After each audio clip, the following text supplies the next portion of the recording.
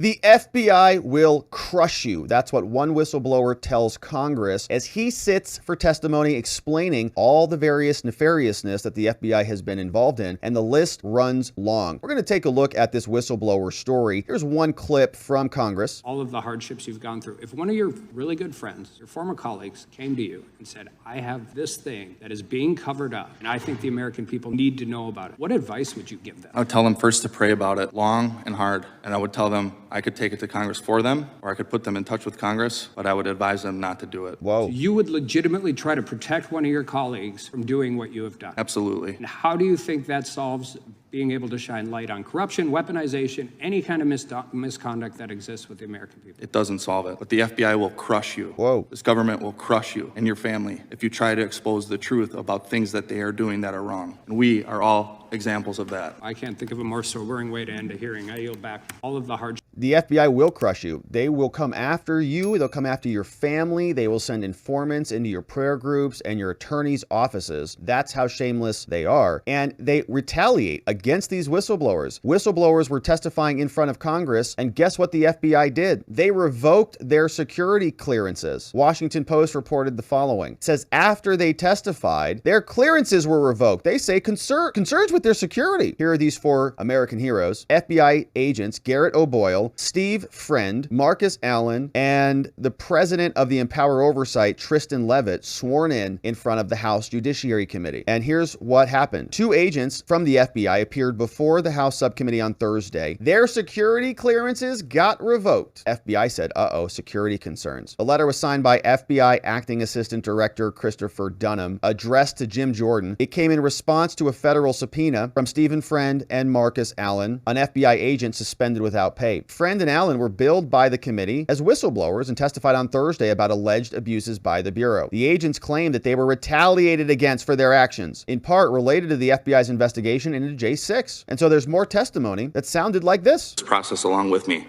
Guards currently in place at the FBI are clearly inadequate and must be reworked to protect whistleblowers and others who are inappropriately targeted. The FBI can extract whatever they want from me. I'm willing to bear that burden. I've sworn to defend this country from enemies, both foreign and domestic, even if that means sacrificing my life. I've lived that oath out since first enlisting in the Army, consistently saying, here am I, send me. My oath, however, did not include sacrificing the hopes, dreams, and livelihood of my family, my strong, beautiful, and courageous wife, and our four sweet and beautiful daughters who have endured this process along with me. In weaponized fashion, the FBI allowed me to accept orders to a new position halfway across the country. They allowed us to sell my family's home. They ordered me to report to the new unit when our youngest daughter was 2 weeks old. Then, on my first day on the new assignment, they suspended me, rendering my family homeless. Nice. They refused to release our goods, including our clothes, for weeks. FBI. All I wanted to do was serve my country Americans by stopping bad guys and protecting the innocent. To my chagrin, bad guys have begun running parts of the government, making it difficult to continue to serve this nation and protect the innocent. But I, for one, will never stop trying.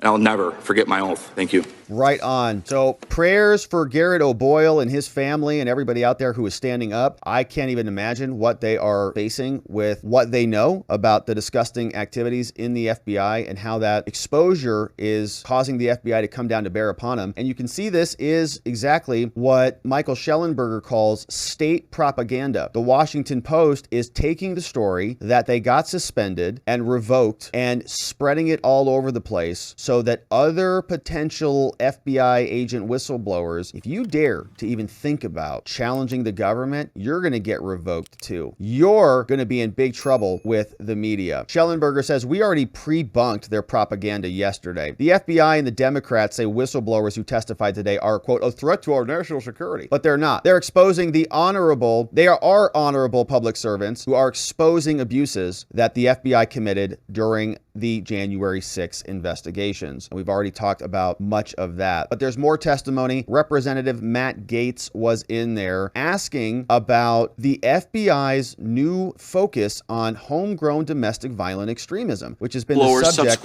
of a lot of their efforts, changing their terrorism focus from being abroad to now being domestic so that they can use those same powers like the FISA courts and other surveillance tools to clamp down on their opposition in here. They don't want you to be able to question their information. Anything that challenges their narrative is misinformation. And if they can weaponize the justice system against their opponents, that's going to be very useful. Matt Gaetz is asking about this, and these American heroes are explaining. So which Americans were being targeted? Now, August 2nd, 2022, a media organization attained a copy of a document which whistleblowers subsequently authenticated to the committee that is styled the FBI's Domestic Terrorism Symbols Guide on Militia Violent Extremists. Mr. O'Boyle, are you generally familiar with that guide? Yes. And that guide identified certain things that made people more likely to be deemed a threat or terrorists, didn't it? Illegal flags. Wasn't one of those things just illegal the memes. number 2 and the letter A next to each other? Second Amendment. And in your experience as a law enforcement official, does putting the word 2 and or the letter 2 and A next to each other make someone more likely to be violent or law breaking? I'm unsettled if right someone now. signified the right that they support the right to bear arms, was that also something in the symbol guide? Yeah, it is. And how about this one? Really got me. The Betsy Ross flag. Illegal. Was the Betsy Ross flag in the terrorism symbol guide? Terror. And what about the Betsy Ross flag makes someone more likely to be a violent extremist? I wish there was a reasonable explanation for that question. There isn't.